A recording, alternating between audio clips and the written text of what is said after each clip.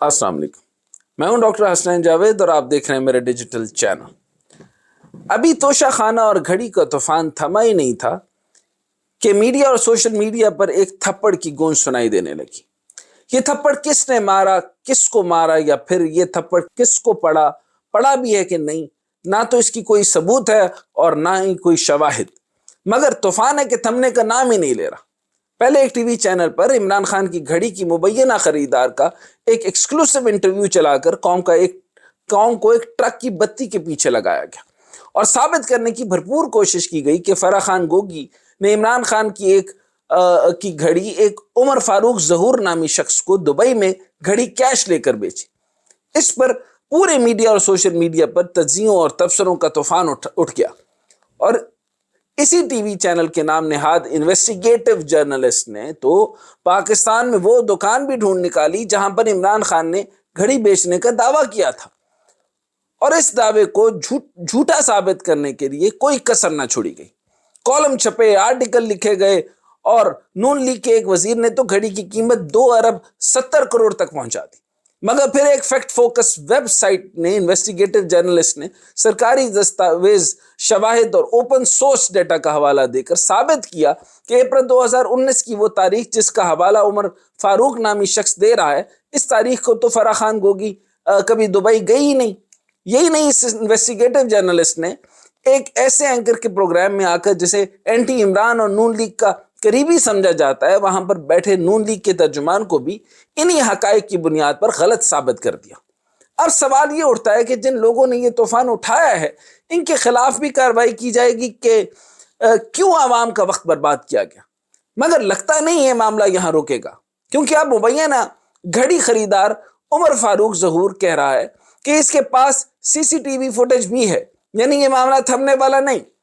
फराह गोगी के खिलाफ मरीम नवाज ने भी माजी में तूफान उठाया था कि उस्मान बुज़दार ने अगर कहीं तरक्याती काम करवाए हैं तो वो सिर्फ फराह खान का कस्बा यानी गांव, और इस टीवी चैनल का ब्यूरो चीफ कैमरा लेकर इससे बहुत ही तरक्की याफ्ता कस्बे को दिखाने में के लिए पहुंच गया। मगर वहां पर तरक्की ये थी कि एक सड़क बनी हुई थी जिस पर पैचेस लगे हुए थे, एक बिजली का ट्रांसफार्मर दिखाया गया, एक छोटा सा लंगर खाना था और एक डिस्पेंसरी। मगर एतराज ये था कि यहां पर डॉक्टर क्यों मौजूद होता है। ये थी कुल तरक्की फराह के गांव की, जिस पर पहले मरियम नवाज और फिर इस टीवी चैनल ने शोर मचाया। सवाल यह है कि डेली मेल के केस और जुर्माने को कैसे भूल गया। वहां तो इल्जाम भी जलजला ज़दगान की इमदाद की रकम के खुर्द बुर्द होने के हैं। मैं किसकी तरफदारी नहीं करता, किसी की भी तरफदारी आज तक नहीं की, ना करनी है। मगर मेरा सवाल यह है कि क्या रिपोर्टिंग का म्यार सिर्फ रेटिंग ही रह गया? असल इश्यूज को छोड़कर नॉन इश्यूज पर शोर मचाया जा रहा है। अभी इमरान खान घड़ी की धूल बैठी ही नहीं थी कि वजीर आजम हाउस में मुबैना थप्पड़ की गूंज सुना दी, जो अभी तक मीडिया और सोशल मीडिया पर गूंज रही है। इस पर भी वैसे ही तज्जिये तबसरे हो रहे हैं जैसे कि एक दफा जब इमरान खान वजीर आजम थे तो तब भी एक ऐसी ही खबर फैली थी और इस पर भी कई बयानात और तबसरे सामने आए थे।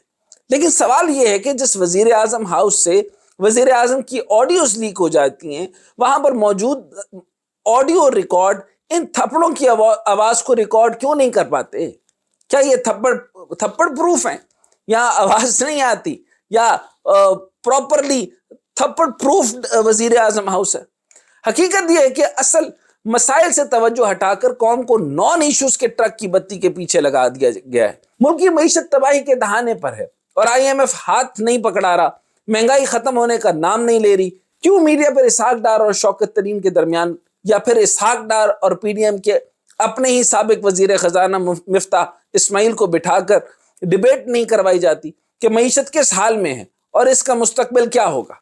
इसहाक डार को लाया तो मईशत का जेम्स बॉन्ड बनाकर लाया गया, मगर अब इनसे ना डॉलर संभल रहा है ना मईशत। वैसे वो डिफेक्टिव वजीर आजम भी हैं, क्योंकि वो एक जगह तो फोकस कर नहीं रहे, शायद वो फाइनेंस से फोकस नहीं कर पा रहे, और मईशत इसलिए ठीक नहीं हो रही क्योंकि बहुत सारे मामला वो हैंडल कर रहे हैं। और आपको याद होगा कि मरीम नवाज शरीफ साहिबा ने कहा था अंकल सब ठीक कर लेते हैं, और वो पापा को भी ठीक कर लेते हैं। हालत यह है कि पाकिस्तान में स्कूल ना जाने वाले बच्चों की दुनिया में दूसरी सबसे ज्यादा तादाद है, जहां 5 से 16 साल की उम्र के 22.8 मिलियन बच्चे स्कूल नहीं जाते, और इसमें से تقریباً 44% اسکول جانا چھوڑ چکے ہیں۔ اس پر کوئی ٹی وی چینل پروگرام نہیں کرنا چاہتا اور نہ کرتا ہے۔ پاکستان میں تباہ کن سیلاب کے بعد 20 لاکھ سے زائد بچے ابھی بھی اپنے اسکولوں کی بحالی کے منتظر ہیں۔ ملک کی تاریخ کے بدترین سیلاب نے تقریباً 27,000 اسکولوں کو جزوی یا مکمل نقصان پہنچایا۔ اس پر ٹی وی شو نہیں ہوں گے کیونکہ یہ تو سافٹ ایشوز ہیں، ہارڈ ایشوز نہیں ہیں، مرچے مسالے نہیں ہیں، ان کے اندر تماش بینی نہیں ہے، لوئی وٹون نہیں ہے، ان کے اندر گھڑی نہیں ہے، اس کے اندر ڈائمنڈ نہیں ہے، تماش بینی نہیں ہے، نان ایشوز نہیں ہے۔ اس میں جو ایشوز ہیں یہ میڈیا کی پریورٹی نہیں ہے۔ ان سے کون سی ریٹنگ آئے گی؟ ملک میں آبادی تیزی سے بڑھ رہی ہے، اس طرح سے تعلیم، صحت، رہائش، روزگار کی ضرورت بھی پاکستان دنیا کا 5واں آبادی والا ملک، ایشیا کا 3را سب سے زیادہ آبادی والا ملک اور اسلامی ممالک میں 2 سب سے زیادہ آبادی والا ملک ہے۔ کہنے کو اور لکھنے کو ڈیولپنگ کنٹری ملک ہے، لیکن ملک بھر میں تعلیمی نظام، ہیلتھ، صنعتی اصلاحات اور معیشت سمیت کسی بھی شعبے میں ترقی کو کے کوئی آثار نظر نہیں آتے۔ لیکن اس پر کسی پرائم ٹائم شو میں بات نہیں ہوگی۔ ہمارے مسائل ہیں آرمی چیف کی تعیناتی، توشہ خانہ کی گھڑی، فراگوگی وغیرہ وغیرہ۔ ہمیں مجبوراً چین کی مثال دینا پڑتی ہے کیونکہ ایک تو وہ ہمارا ہمسایہ ہے اور دوسرا اتنی بڑی آبادی کے باوجود اس نے جتنی ترقی، اس کی مثال نہیں ملتی۔ حالانکہ وہاں نہ تو جمہوریت ہے اور نہ کوئی نیوز چینلز کی بھرمار ہے، لیکن اس کے پاس لیڈر تھے اور ہیں، ان کے پاس ڈائریکشن تھی اور ہے، اور آج وہ دنیا کی سب سے بڑی معیشت اور طاقت بننے کے راستے پر ہے۔ عالمی اقتصادی طاقت کا یہ مقام حاصل کرنے میں چین کو صدیاں نہیں، صرف 40-42 برس لگے۔ ایک برطانوی تھنک ٹینک کے نے دعویٰ کیا تھا کہ چین 2028 میں امریکہ سے آگے نکل کر دنیا کی سب سے بڑی معیشت بن جائے گا، اور ایسا اس ادارے کے پچھلے اندازوں سے کم از کم 5 سال پہلے ہی ہو جائے گا۔ امریکہ اور مغربی طاقتیں مل کر اس کوشش میں لگی ہیں کہ چین کی بڑھتی طاقت کو کیسے روکا جائے۔ چین نے اپنی آبادی کو مسئلہ بنانے کے بجائے اس سے کام لے کر اس معیشت کا ورڈ انجن بنا دیا، یعنی ہیومن ریسورس کو بیٹر مینج کیا، اور ہم نے اپنی آبادی کو غربت، بے روزگاری اور جہالت کی فیکٹری بنا دیا۔ ہم آج تک یہ طے ہی نہیں کر پائے کہ ہمارے اصل مسائل کیا ہیں۔ چین ہم سے بعد میں آزاد ہوا تھا، آج وہ بغیر نام نہاد جمہوریت کے ترقی کی بلندیوں پر ہے، اور آج ہم بھی حقیقی آزادی، اصلی آزادی اور پتہ نہیں کیا کیا نعرے لگاتے پھر رہے ہیں۔ ہمارے سب سے بڑا مسئلہ کل بھی معیشت تھا اور آج بھی معیشت ہے، اور ہماری حقیقی آزادی بھی معیشت ہے اور صرف معیشت۔ اب یہاں پر اگر مکمل طور پہ اندازہ لگائیں تو ہماری معیشت کی ترقی کا ڈائریکشن نہیں ہے، مینیفیسٹو نہیں ہے۔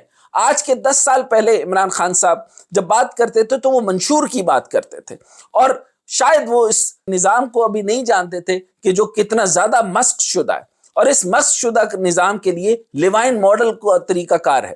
لیوائن ماڈل میں اگر آپ فریج کے اندر دیکھیں تو پہلے آپ دیکھتے ہیں کہ غلط طریقے سے برف جم جاتی ہے، اس کو سب سے پہلے ڈی فریز کیا جاتا ہے، پھر اس کو ری فریز کیا جاتا ہے، اور پھر جس طریقے سے آپ نے کیوبز رکھنے ہوتے ہیں وہ سٹرکچرل طریقے سے کیوبز رکھ دیے جاتے ہیں، اور پھر اس کا ایک پروسیس بنایا جاتا ہے۔ ہم اس چیز کو سمجھ ہی نہیں رہے کہ ہمیں پہلے ری فریز کرنا پڑے گا، پھر ڈی فریز کرنا پڑے گا، اور پھر فریز کرنا پڑے گا۔